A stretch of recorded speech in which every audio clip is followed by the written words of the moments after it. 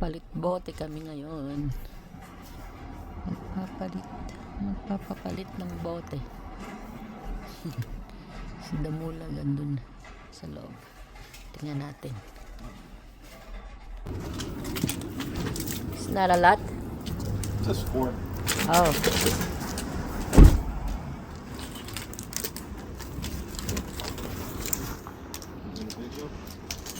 Yeah. It's only 4. Ew. Water. From rain.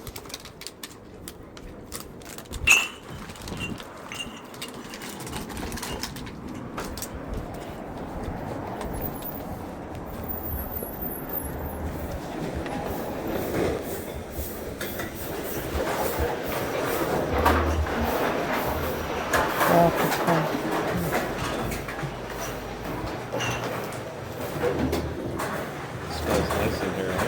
Smell soap. Soap. What is that? It's good from all the dirty bottles. Oh yeah, I smell dirt.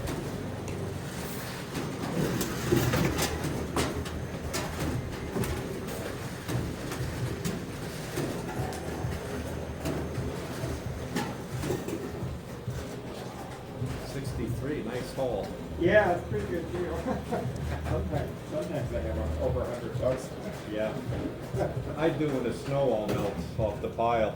Oh, Bring them in for the winter. oh, jeez. There we go.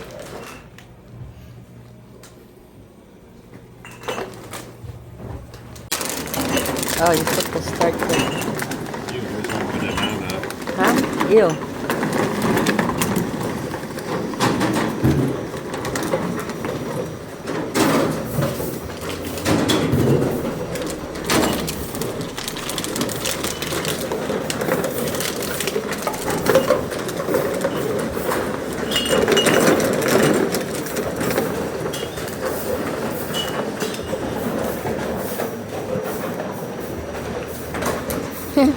Ayan yung pera.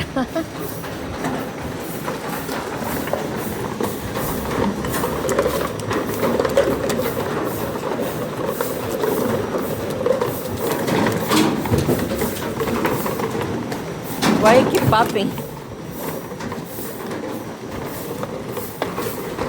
There's so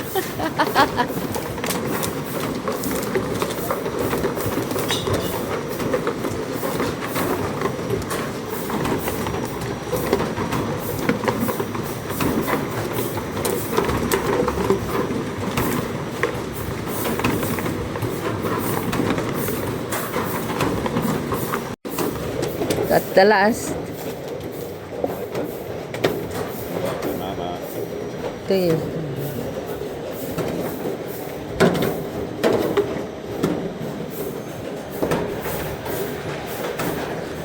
There you go.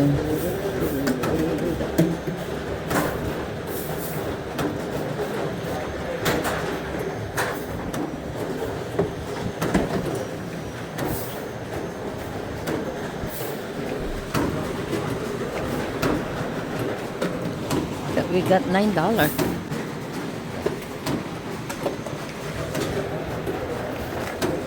So good.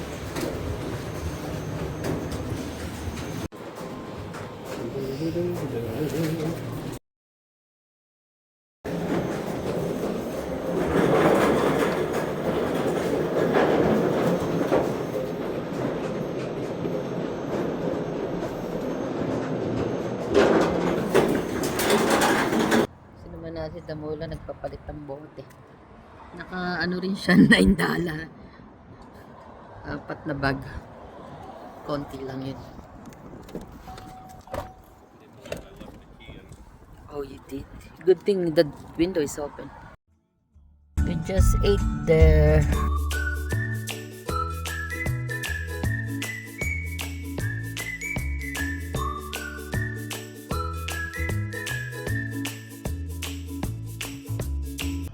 What happened here? Napuno na ito ng dahon. Oh, guys, may napapansin ba kayo? Green na siya. Nagiging green na ang kapaligiran natin. Eto, namumulaklak na. O, diba? Ang ingay ng ibon. Yan lang marinig mo dito. Lakad muna kami ni Madi. Habang maaga pa, tsaka mainit. Maganda yung araw.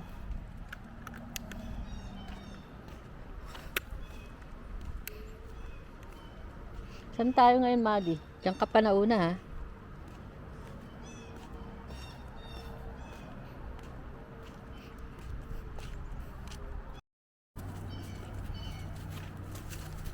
Ang ingay ng ibon.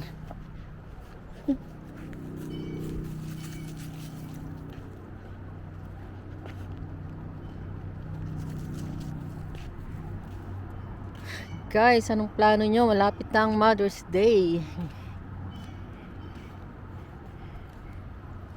Dadalawin uli namin yung binan ko.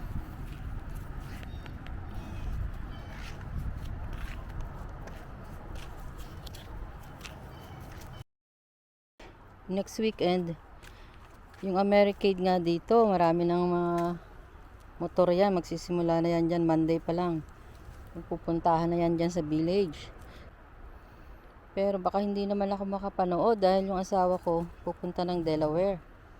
Manonood ng race. Yung asawa ko, ano yan, fanatic ng NASCAR. Kaya pumupunta siya kung nasaan na ang race every weekend kasi yun.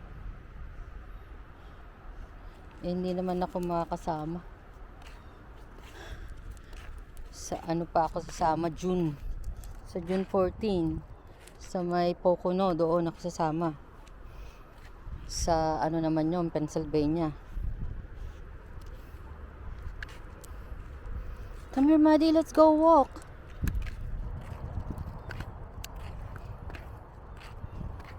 So, pero, kasi nga, hindi ako makakasama sa kanya dahil meron tayong meron akong pupuntahan na baby shower uli. That weekend. So, hindi ako makasama sa kanya. Tsaka malayo magbiyahe, nakakapagod rin. Tapos,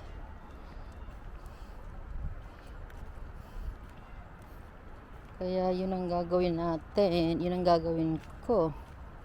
Kaya hindi ako makakasama sa kanya.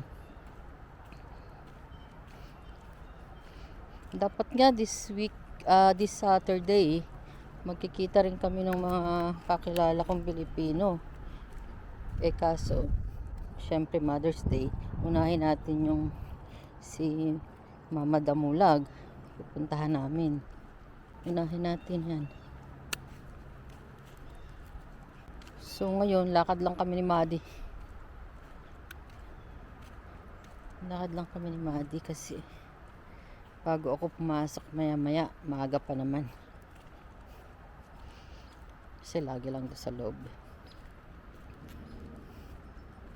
Lakad tayo konti. Inaantok pa nga ako. Maaga ako nagising kanina. Pero nakapagluto na ako pambaon.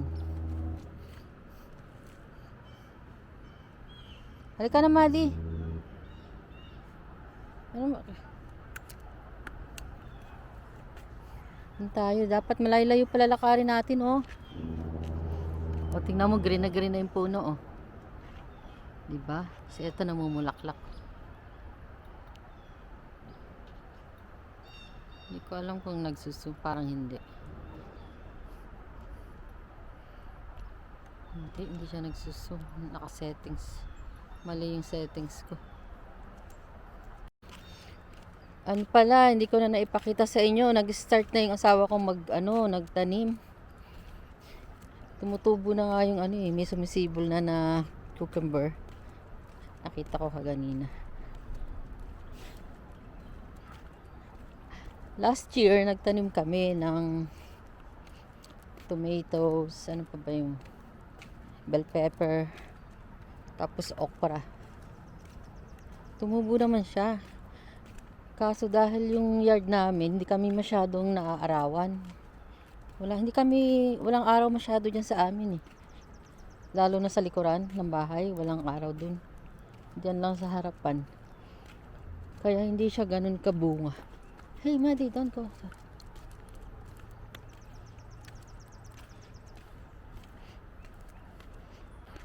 So, hindi ko alam this year kung marami tayong maaani. Ani talaga yun. No? Kala mo napakarami tayo. Kunti lang naman yung time. Tingnan nyo, dito nga ngayon, oh, tingnan nyo, malilim sa harapan ng ano ng bahay. O diba, hindi siya ganong naaarawan. Malilim. Malilim. Check natin kung ano yung... May natanim din siyang sibuyas eh.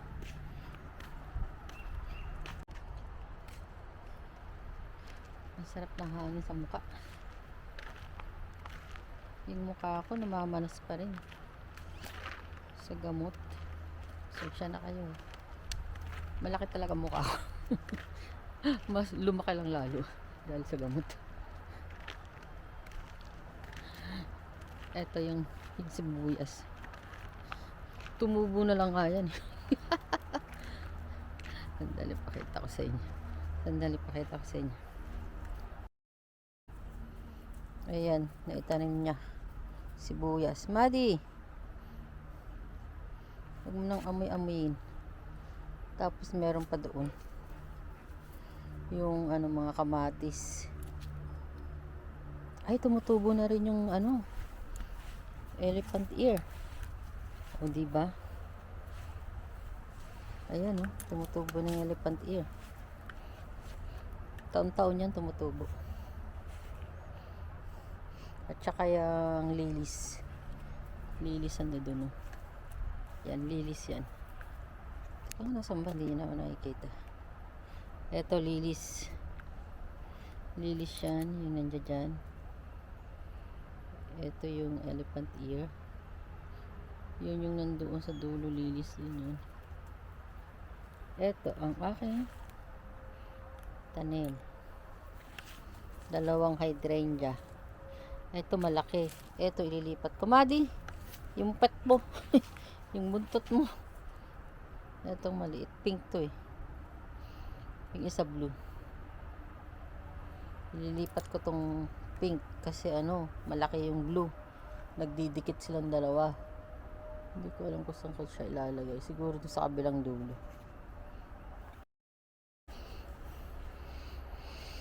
Walang ibon ngayon. Ang dami. Lakas kumain kaya ng mga ibon dito. No? Kakalagay lang asawa ko dyan. No? Halos ano na. Maubos na.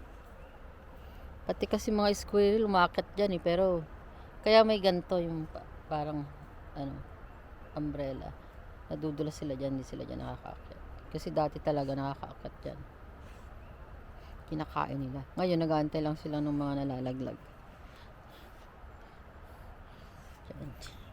Ayan, another ano to. Elephant ear.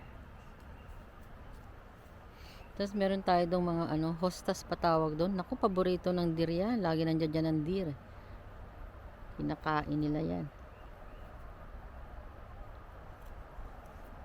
May papakita pala ako sa inyo sa likuran ng bahay. Halika Maddie, punta tayo sa likuran ng bahay. May papakita tayo sa kanila. Papaputol natin yung kahoy. Ang mahal guys dito magputol ng kahoy. Ito, tataniman pa yan ng asawa ko. Ay, baka ililipat niya rito yun, yung mga kamatis.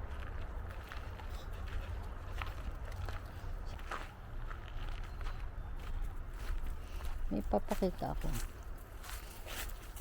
Ayan yung nasa likuran ng garage namin. Papaputol yan. Saan na ba yun? Yung patay na. Ayun ba? Ayun ata. Ayun sa kabila. Kasi baka daw maano eh. Hindi ko alam kung etong isang to. Yung nandyan. Ayun o, yung patay na. O etong isang nandoon sa likuran. Sa taas. 2.5 daw yan. Grabe ang mahal.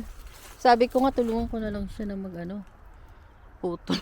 Ako tigahila habang pinuputol niya. Sabi niya, hindi daw ganun kadali yun. So, Ipaputol namin yan. Kasi gagawa siya rito ng outdoor kitchen.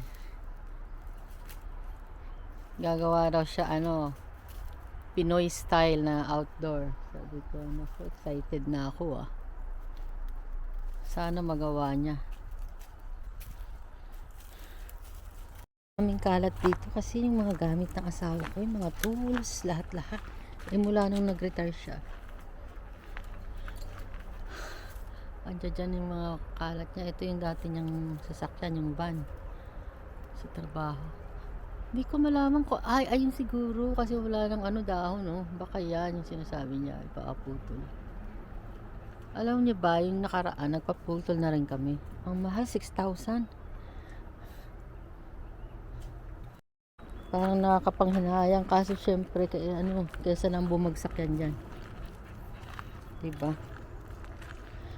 Sige na guys, papasok na kami sa loob ng bahay ni Madi. At ako ay may pasok pa. Mamaya-maya mag-asikaso pa ako.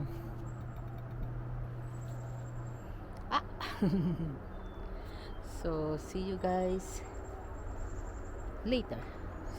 later. Bye.